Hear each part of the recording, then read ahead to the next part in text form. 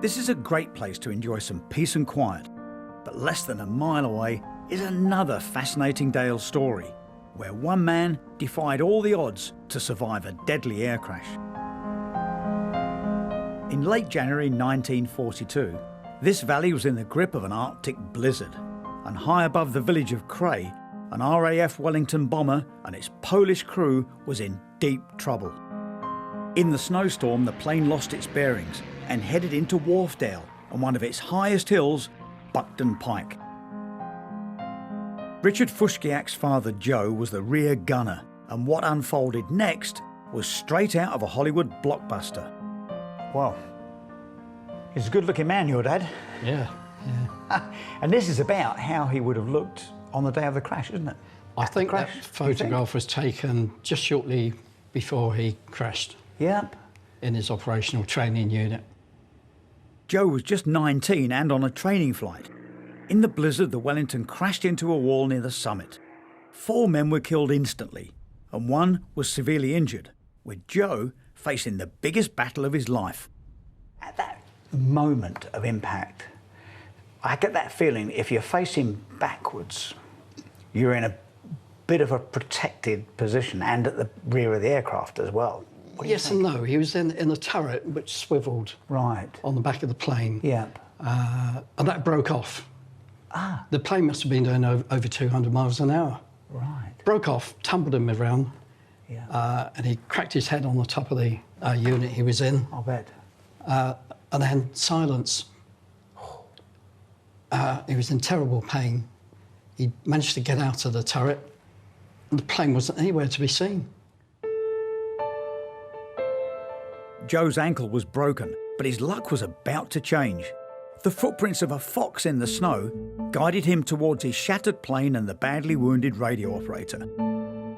After tending to him, he continued alone, following the footprints until he was found by bewildered locals. And they thought he was a German pilot. He couldn't speak English very well, and then he collapsed and doesn't remember much more until he woke up in hospital. The injured wireless operator didn't survive, but Joe was decorated for his actions.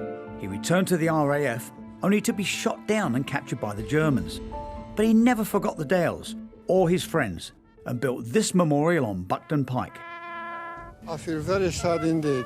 All memories come back to me, not only to my crew who died on this very spot, but to another 300 airmen who are buried in Newark, where is my crew as well.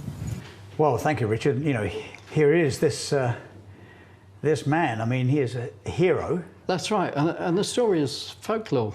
Lots of people hear about the story before they even get up to the top of the pike.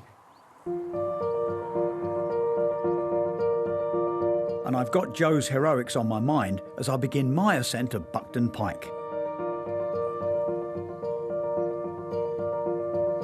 It might not be the biggest hill in the Dales, but it's not far off. And at just over 700 metres high, it's a fair old climb. Hills and mountains come in all shapes and sizes, and I think I've seen them all. But this one definitely falls into the long, hard slog category, and I've got a long way left to go.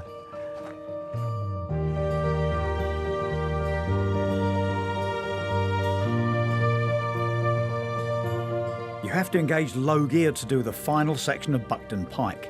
But when you get to the top, the views are worth all the effort.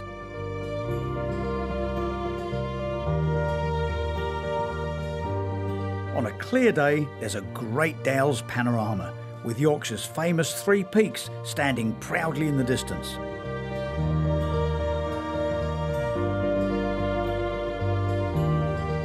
It's a cracking spot, but there's something else that I just have to see.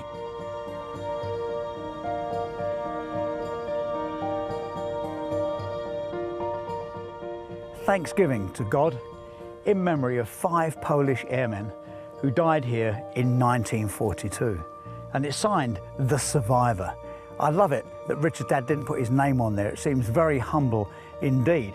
But it's also got a sense of pride about it. After all, he is the man who survived. Seems like a very fitting tribute to those 5 men, and of course to one remarkable man who made it through against almost impossible odds.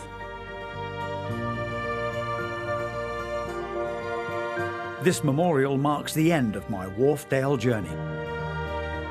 The Yorkshire Dales have a special place in many people's hearts.